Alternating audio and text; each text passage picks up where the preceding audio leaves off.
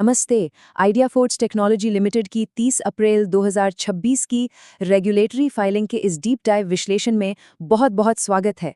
आज हम बिना समय बर्बाद किए सीधे इन भारी भरकम वित्तीय आंकड़ों के अंदर गोता लगाने वाले हैं। चलिए डिकोड करते हैं कि इस पूरे साल कंपनी की असली दिशा क्या रही है। तो चलिए शुरू करते हैं। सबसे बड़ा सस्पेंस या कहें सबसे बड़ा सवाल जो सामने आता है वो ये है कि आइडिया फोर्ज ने फाइनेंशियल ईयर 2026 की इस रोलर कोस्टर जैसी यात्रा को आखिर कैसे पार किया। पिछले एक साल के इनके आंकड़े वाकई काफी चौंकाने वाले रहे हैं और इसके पीछे की कहानी समझना बेहद दिलचस्प है। अब नंबर्स की भूल भुलैया में उलझने से पहले बेसिक्स याद कर लेना सही रहेगा कि आइडिया फोर्ज असल में करती क्या है। हम सब जानते हैं कि ये कंपनी मुख्य रूप से सिक्योरिटी और सर्वेलांस के लिए अनमैन्ड एरियल व्हीकल यानी यूएवी सिस्टम्स बनाती है। तो जब हम आगे इन करोड़ों के आंकड़ों की बात करेंगे तो याद रखिएगा, ये सिर्फ स्प्रेडशीट पर लिखे कुछ नंबर नहीं है, बल्कि ये अत्याधुनिक तकनीक, हार्डवेयर और हाई स्टेक्स सिक्योरिटी ऑपरेशंस की असली तस्वीर है। इस पूरी चर्चा को हम कुछ आसान हिस्सों में बांटेंगे। सबसे पहले बोर्ड मीटिंग के अहम नतीजे, फिर रेवेन्यू और टॉप लाइन ग्रोथ, उसके बाद प्रॉफिट और लॉस की असल तस्वीर, फिर हम नजर डालेंगे कंपनी की संपत्ति, नकदी और ऑपरेशंस पर, और आखिर में कॉर्पोरेट अपडेट्स और गवर्नेंस को समझेंगे, बिल्कुल सीधा और स्पष्ट। तो आइए सबसे पहले बात करते हैं बोर्ड मीटिंग के प्रमुख नतीजों की। 30 अप्रैल 2026 यही वो अहम तारीख है जब बोर्ड ऑफ डायरेक्टर्स ने वित्तीय वर्ष 2026 की चौथी तिमाही और पूरे साल के ऑडिटेड वित्तीय परिणामों को अपनी आधिकारिक मंजूरी दी। बस यहीं से ये सारे आंकड़े पब्लिक डोमेन में आए हैं जिन पर आज हमारी पूरी चर्चा टिकी है। अब आगे बढ़ते हैं दूसरे हिस्से की तरफ, जो है रेवेन्यू और टॉप लाइन ग्रोथ। यहीं से असली पिक्चर बननी शुरू होती है। और सच कहूं तो ये ग्रोथ काफी शानदार दिख रही है। ऑपरेशन से आने वाला कंसोलिडेटेड रेवेन्यू जो वित्तीय वर्ष 2025 में 1612 मिलियन रुपए के करीब था, वो 2026 में छलांग लगाकर सीधे 2261 मिलियन रुपए को पार कर गया है। ये साल दर साल के हिसाब से एक बहुत ही प्रभावशाली उछाल है। मतलब कंपनी की टॉप लाइन ने काफी मजबूती से तरक्की की है। लेकिन रुकिए, अब आता है वो सबसे दिलचस्प आंकड़ा, 599.93 मिलियन रुपए। जी हाँ, लगभग 600 मिलियन। और ये कोई मामूली नंबर नहीं है। ये सिर्फ और सिर्फ चौथी तिमाही यानी Q4 का कंसोलिडेटेड नेट प्रॉफिट है। पिछली कुछ तिमाहियों के कड़े संघर्ष को देखते हुए ये एक पक्का वाव मोमेंट है। इसी एक क्वार्टर ने मानो पूरे साल की तस्वीर को पलटकर रख दिया। वैसे इस रिपोर्ट को पढ़ते हुए स्टैंड अलोन और कंसोलिडेटेड नतीजों का फर्क समझना बहुत जरूरी है।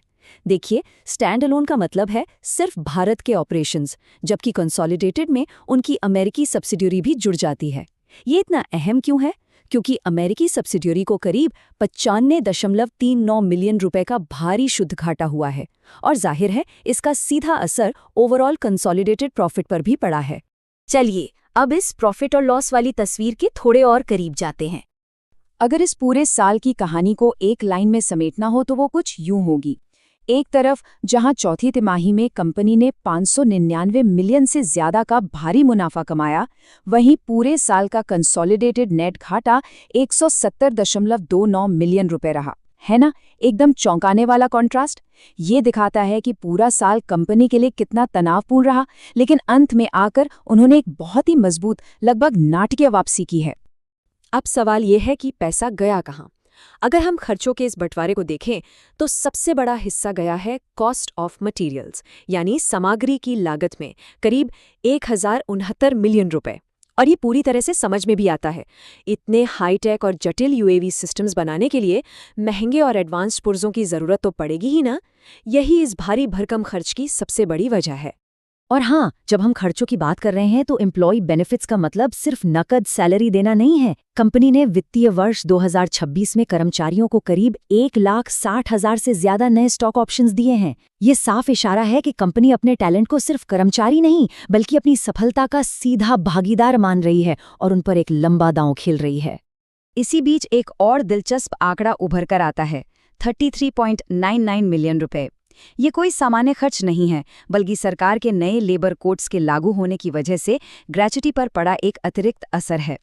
ये इस बात का एकदम सटीक उदाहरण है कि कैसे बाहरी नियम और सरकारी नीतियां रातों रात किसी भी कंपनी की बैलेंस शीट और मुनाफे को सीधे तौर पर प्रभावित कर सकती हैं। अब थोड़ा आगे बढ़ते हैं और कंपनी की संपत्ति, नकदी और ऑपरेशंस यानी बैलेंस शीट की सेहत का जायजा लेते हैं। अगर हम कंपनी की भविष्य की तैयारियों को डिकोड करें तो ये नंबर्स बहुत कुछ कहते हैं। इन्वेंट्रीज का 942 मिलियन से सीधे 1431 मिलियन तक पहुंच जाना और साथ ही इंटेंजिबल एसेट्स यानी रिसर्च और बौद्धिक संपदा में भारी बढ़ोतरी, ये साफ साफ इस बात का सिग्नल दे रहे हैं कि कंपनी आने वाले समय में कुछ बड़े स्तर के उत्पादन और नई तकनीकों को बाजार में उतारने की पूरी तैयारी कर चुकी है। और अब बात लिक्विडिटी की। किसी भी विश्लेषक के लिए कंपनी के पास मौजूद नकदी बहुत मायने रखती है।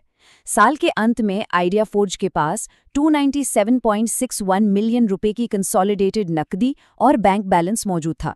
एक तरह से ये कंपनी के लिए एक सुरक्षित कुशन का काम करता है, जो ये भरोसा दिलाता है कि ऑपरेशंस बिना किसी रुकावट के सुचारू रूप से चलते रहेंगे। और अब हम आ गए हैं अपने आखिरी पड़ाव पर, कॉर्पोरेट अपडेट्स और गवर्नेंस। गवर्नेंस के मोर्चे पर जरूरी कागजी कार्रवाई पूरी कर ली गई है। वित्तीय वर्ष 2026-27 के लिए ऑडिटर्स की फिर से नियुक्ति हुई है, जिसमें जीएमजे एंड कंपनी को इंटरनल ऑडिटर और रामानंदन एसोसिएट्स को टैक्स ऑडिटर चुना गया है। खास बात यह है कि जीएमजे एंड कंपनी एक काफी प्रतिष्ठित फर्म है जो सीएजी और रिजर्व बैंक के साथ भी एम्पैनल्ड है। इससे पूरी ऑडिट प्रक्रिया में एक एक्स्ट्रा विश्वसनीयता जुड़ जाती है। कॉर्पोरेट टाइमलाइन पर नजर डालें तो चीजें बिल्कुल घड़ी की सुइयों की तरह सटीक चल रही हैं। 31 मार्च को वित्तीय वर्ष खत्म हुआ, 30 अप्रैल को बोर्ड मीटिंग में नतीजे पास हुए और अब अगला सबसे बड़ा माइलस्टोन है 5 अगस्त 2026। इसी दिन कंपनी की 19वीं वार्षिक आम बैठक यानी एजीएम वर्चुअल तरीके से होने जा रही है। जाहिर है सबकी नजरें इसी पर टिकी होंगी। तो सारी बातों का निचोड़ क्या है? अंत में सबसे अहम सवाल यही खड़ा होता है, चौथी तिमाही में मुनाफे की इस जबरदस्त वापसी का आइडिया फोर्ज के आने वाले साल यानी वित्तीय वर्ष 2027 के सफर पर क्या असर पड़ेगा? क्या ये भारी भरकम इन्वेंट्री और आरएनडी में किया गया निवेश उनकी अगली बहुत बड़ी छलांग का लॉन्च पैड बनने वाला है? सोचने वाली बात है ना?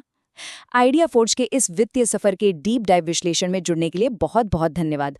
उम्मीद है ये सेशन काफी जानकारी भरा रहा।